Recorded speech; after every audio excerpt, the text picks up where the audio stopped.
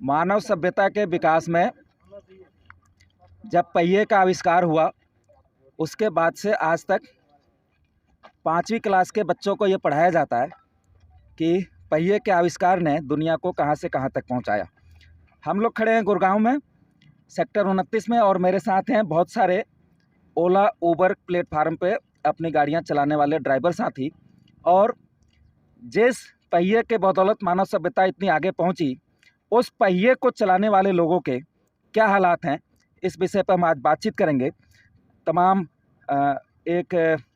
चूँकि आजकल एक विरोध प्रदर्शन चल रहा है ओला उबर के ड्राइवरों द्वारा, जिसका उन्होंने नाम दिया है डिजिटल स्ट्राइक।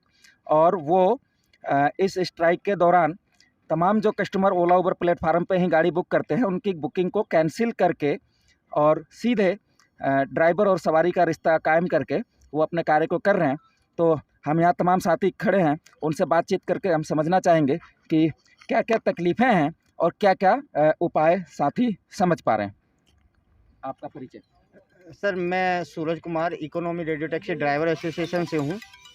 और सर, मैं ये कहना चाहूँगा कि आज से करीबन 10 साल के बीच में ये ओला उबर कंपनियां जब से आई हैं, ड्राइवर भाइयों का शोषण करती रही हैं। और मेरे को लग रहा है आने वाले टाइम में भी ये शोषण करती रहेंगी, क्योंकि गाड़ियों को 6 या 7 रुपये किलोमीटर में चलवाना ड्राइवरों का हित के लिए नहीं है। ये तो गवर्नमेंट का कुछ कनेक्शन ऐसा हो रखा है जो 20-25% कमीशन गवर्नमेंट को दिया जाता है, ठीक है, और 20-25% खुद ओला उबर खा जाती हैं। तो ये ड्राइवरों के लिए हित के लिए काम नहीं कर रही हैं कंपनियां। हम लोग इसका आविष्कार करते हैं और ये ओला उबर कंपनियों को हम इस देश से ये कहेंगे ना कि भगाना, समझे, इस देश से हम इन ओला उबर कंपनियों को भगाएंगे अगर नहीं सुधरी तो। क्या क्या तकलीफें हैं जियालाल जी?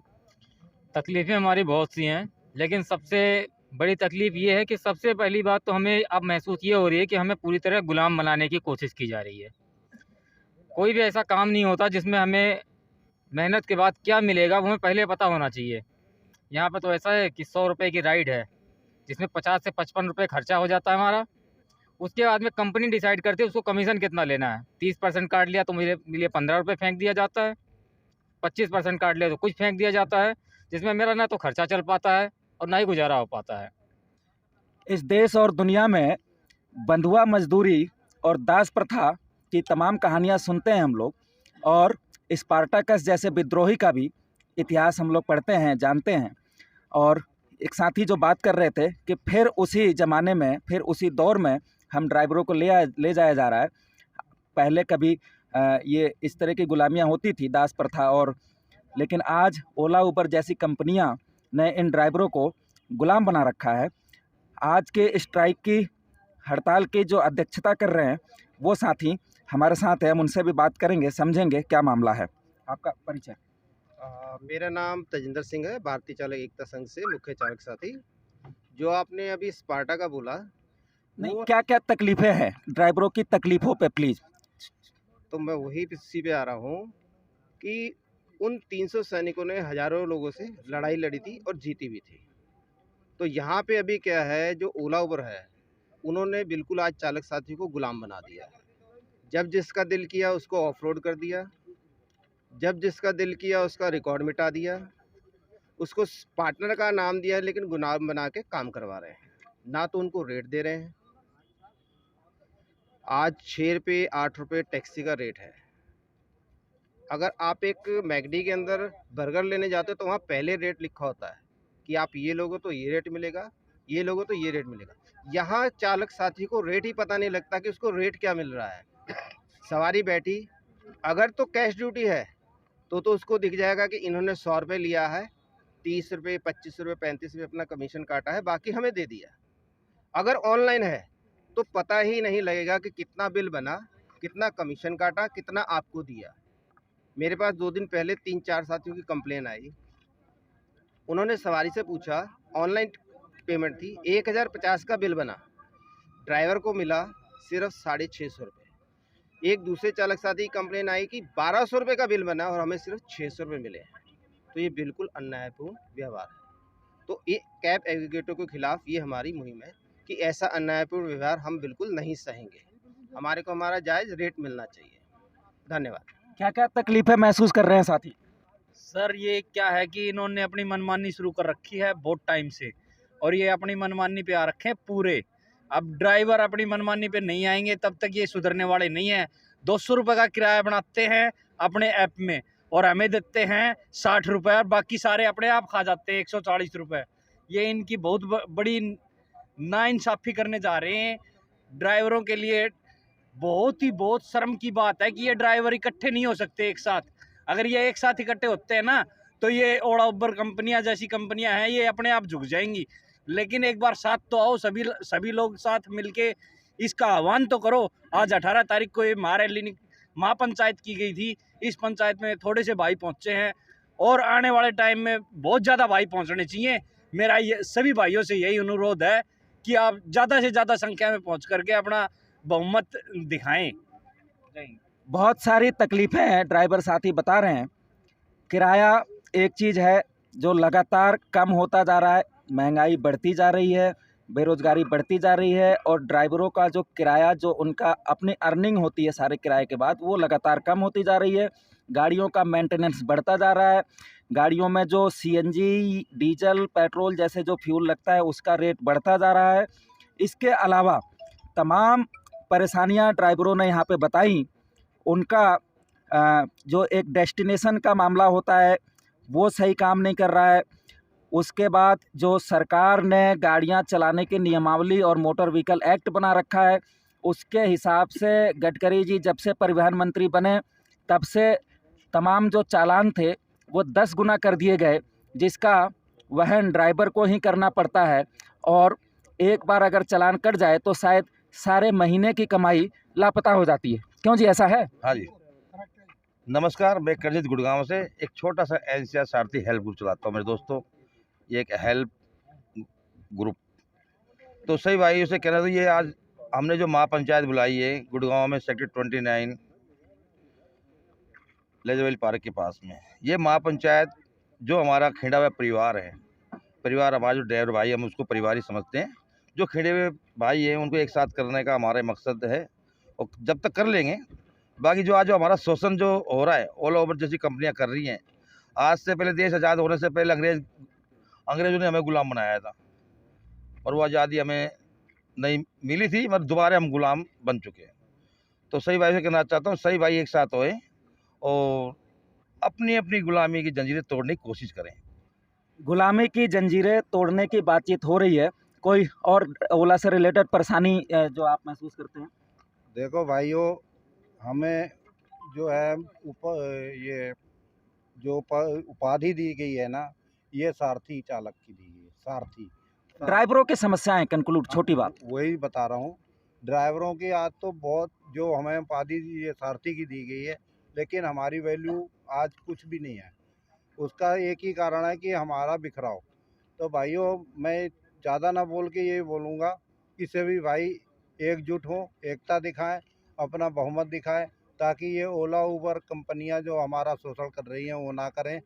ठीक है दोस्तों, धन्यवाद। ड्राइवरों को 50 परेशानियाँ। अगर हमने अपने ड्रेस के ऊपर एक जैकेट डाल ली तो भी ट्रैफिक पुलिस वाला हमारा चालान कर देता है। हरियाणा सरकार की ड्रेस नियमावली अलग है, दिल्ली सरकार की ड्रेस नियमावली अलग है, राजस्थान गवर्नमेंट की ड्रेस नियमावली अलग है।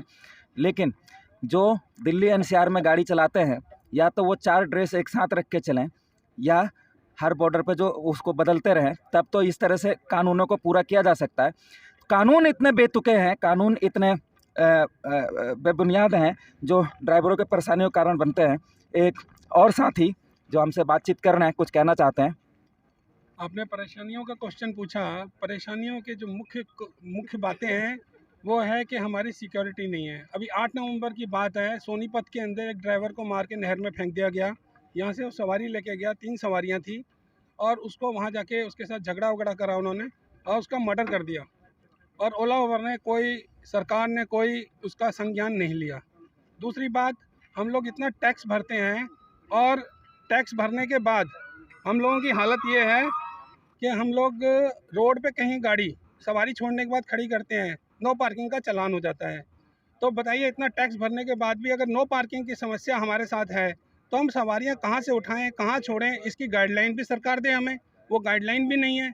हमारे को स्पॉट दे, हमारे को जो है हॉल्ट एंड गो के स्टैंड दे, वो सब समस्या है। धन्यवाद। तमाम मेहनत मजदूर कश जनता के लिए इस देश की सरकारें तरह तरह के कानून बनाती हैं, चाहे वो पीएफ एक्ट हो, बोनस एक्ट हो, ईएसआईसी एक्ट हो, लेकिन ओला उबर पे के प्लेटफार्म पे जो हज़ारों लाखों ड्राइवर काम करते हैं, उनके लिए इस सरकार के पास कोई PF act, bonus act, workman compensation act, ESI act इत्यादि इत्यादि कोई भी कानून लागू नहीं होते हैं। और चालाकी ये देखिए कि उन्हें मेहनत मजदूर कश जनता के हिस्से के बतौर ना चिन्हित कर उनको पार्टनर के बतौर चिन्हित किया गया, और अब हालात बिगड़ते जा रहे हैं और विरोध के सुर भी जो है वो तेज़ होते जा रहे हैं। तो अब ये जो हड़ताल है, इसका असर कैसा है, इस पे बात करते हैं। क्या महसूस कर रहे हैं, इस हड़ताल का क्या असर है? इसकी हड़ताल का बहुत अच्छा असर है। सभी चालक साथी का हमें सहयोग मिल रहा है। दिल्ली, गुड़गांव, गाजियाबाद, एनसीआर पूरा क्षेत्र जो है, सभी चालक इसमें हमारे साथ जुड़े हुए हैं। क्या क्या असर महसूस कर रहे हैं? इस हड़ताल से कोई फायदा हो रहा है?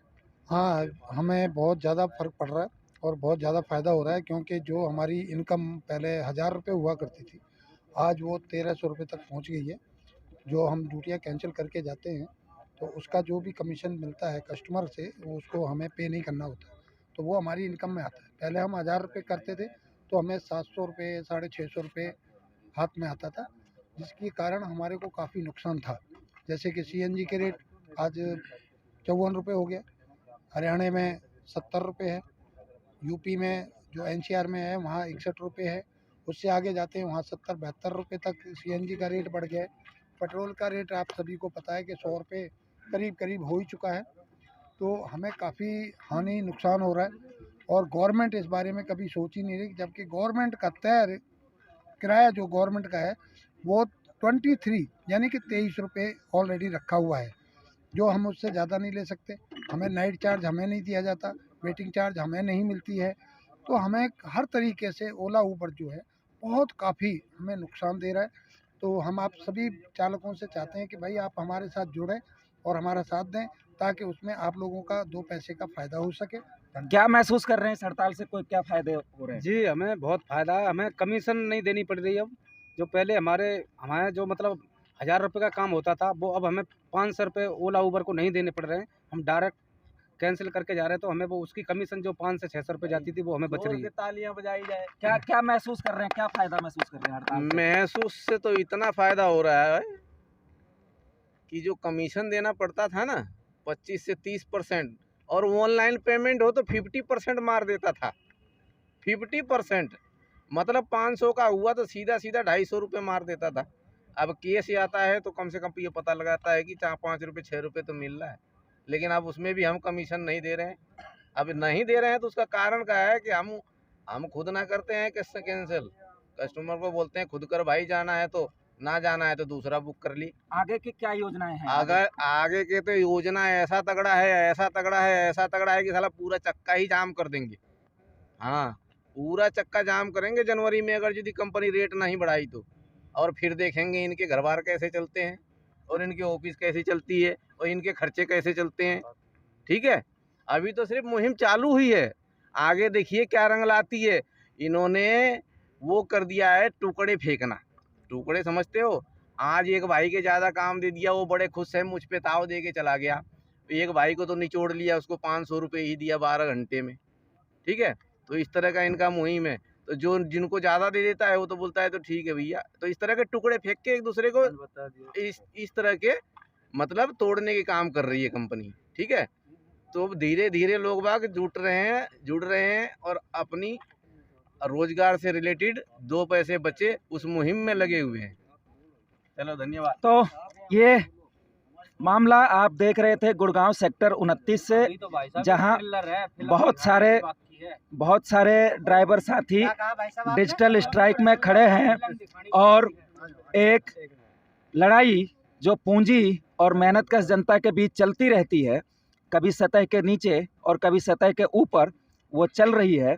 अब ये लड़ाई कहाँ तक पहुँचेगी, कितना आगे जाएगी, ये भविष्य के गर्भ में है। आप देख रहे थे मजदूर समाचार, मैं हूँ नरेश। धन्यवाद।